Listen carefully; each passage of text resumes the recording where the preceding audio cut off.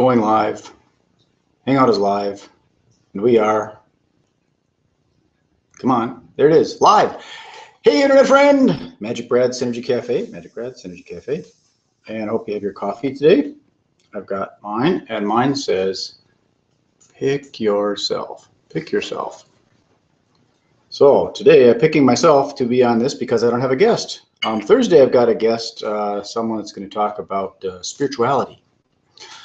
But today I wanted to chat a little bit about finance, and again, this book that I'm reading, Tony Robbins, Money, Master the Game, 7 Simple Steps to Financial Freedom. It's hard for me to read because it's backwards in the camera.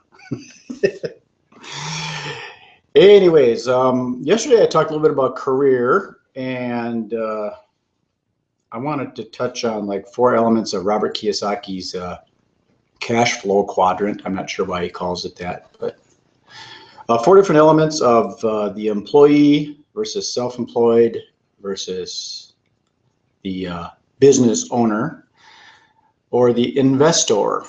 And early on in my career, I was an employee. I started doing magic when I was a little kid, and then when I graduated, everybody said, you got to go get a job. So in 1975, when I graduated, I went and got a job for the Anoka County Parks and Recreation Department. So I was an employee, and I thought I was going to be a life employee someday, being 60 some years old, wearing one of those little green suits with my name on it, Brad. I thought I was going to be a county employee. But after a couple of years, I got laid off. And so that's the employee mentality, and if that's what you want to do, is go from job to job, fine and good. But it isn't as secure as many people think it is. In fact, nowadays it's less secure because there's a lot of challenges for a business to, hang on to people for a long time and then pay them pensions. The next area is self-employed, where you have your own little business or a big business. I had my own business when I got laid off from my county parks. I started to do magic full time. So I started a little agency, booking face painters, caricaturists, clowns, jugglers, magicians, hypnotists, ventriloquists, musicians. And that was my business, as I was marketing other entertainers to corporate event planners and association convention coordinators and fairs and festivals and city celebrations, things of that sort. So I was like an entertainment agent, and then I performed myself also. So that was my business, and that evolved into producing trade shows. I started producing seminars, educational seminars. So that was my self-employed area, where I was employing myself. I was in charge of my own, generating my own revenue, generating my own leads, networking, developing relationships, and then selling.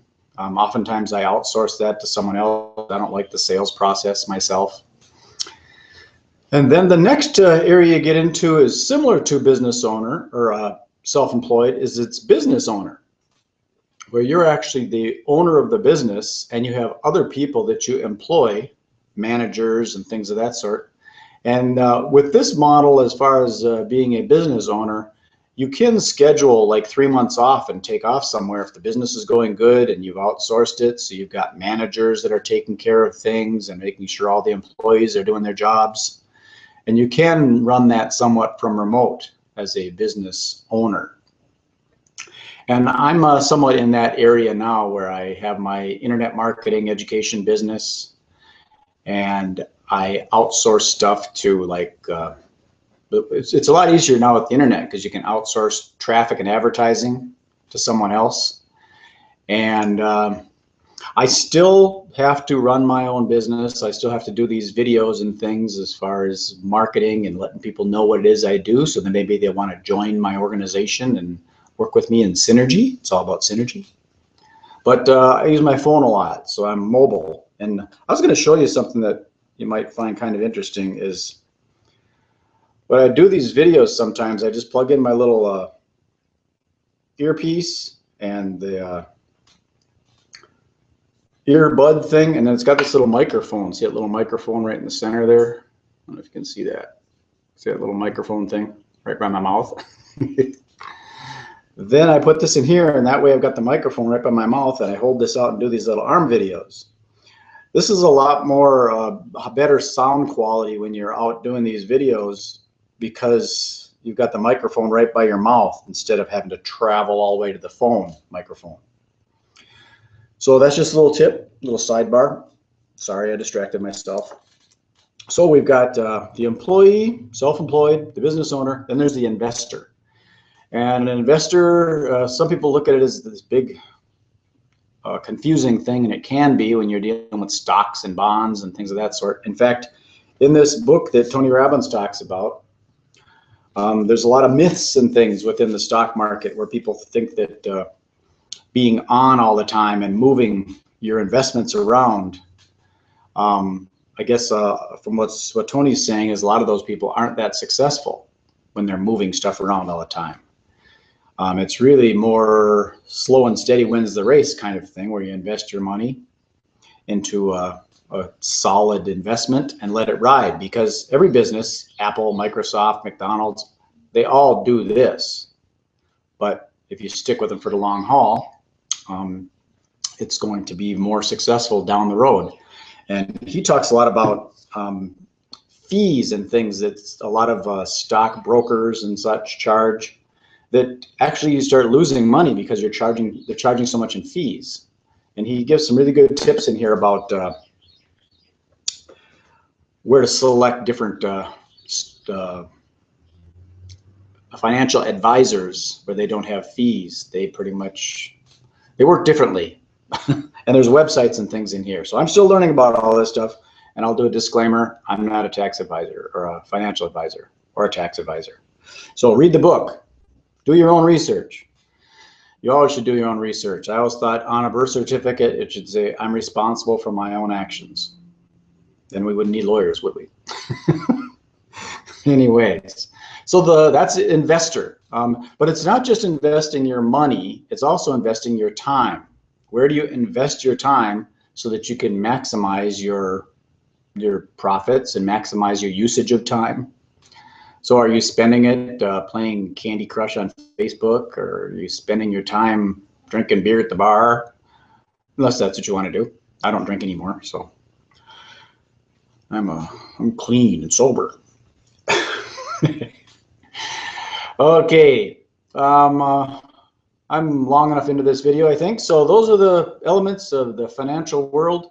Later on, I'm going to be doing some videos, probably not on SynergyCafe, but a series of videos about the combination lock. And by that, I mean with the combination lock, if you're familiar with them, there's usually 3 numbers. And if you don't have those numbers right, the lock won't open. But if you do have the numbers right, it pops right open. I can't even remember what this combination is. I'll have to figure it out. But the analogy that I'm using with this is basic business, sales and marketing. I guess you could even use it for relationships. But step number 1 is your lead generation, looking for people that want to buy into your business opportunity or your network marketing business, or maybe you're selling t-shirts, or like even for dating, you need to make connections. You need to find leads. I'm married, so I'm not looking for anybody, male or female. I'm married to a woman. So number 2 is relationship. You got to bond the relationship. A lot of people just start sending links out on the internet and saying, hey, join my thing, I'm making millions. And they haven't taken the time to bond a relationship. I do these videos on a regular basis, so you get to know who I am. You see I have a Christmas tree, and you might think I'm Christian, but I'm a New Age Christian. I believe in Christ. Too much information. And number 3 on the combination lock is, I wonder if I can open this thing. I don't know. I'll open it later. Prove to you that I can open it. Number 3 is the closing of the sale. And then when you've got 1 and 2 in place, you got the right qualified person that resonates with who you are, and the relationship is bonded, and you're both interested in the same thing, you'll probably create a sale. So it's a lot more complicated when you get into the internet and you start talking about capture pages, thinking that they're going to do all the work for you, or systems, and you just plug into the system, spend $7 or $49, and now the system's going to work for you.